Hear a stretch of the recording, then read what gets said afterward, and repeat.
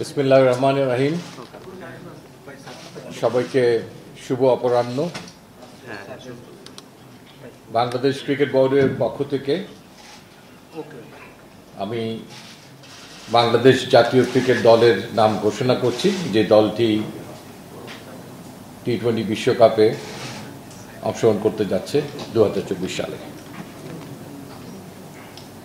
মোহাম্মদ নাজমুল হোসেন শান্ত দলনায়ক, Taskin Ahmed vice captain, Liton Kumar Das, Soumya সরকার,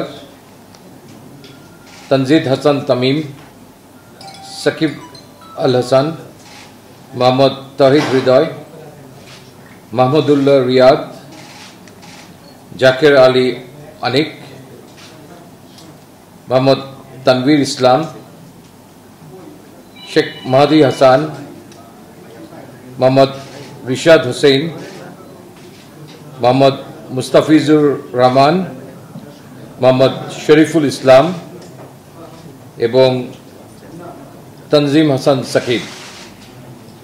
এই দলটির সঙ্গে ট্রাভেলিং রিজার্ভ হিসেবে দুজন খেলোয়াড় যাচ্ছেন। তারা হচ্ছেন হাসান মাহমুদ এবং আফিফ হোসেন ধ্রুব।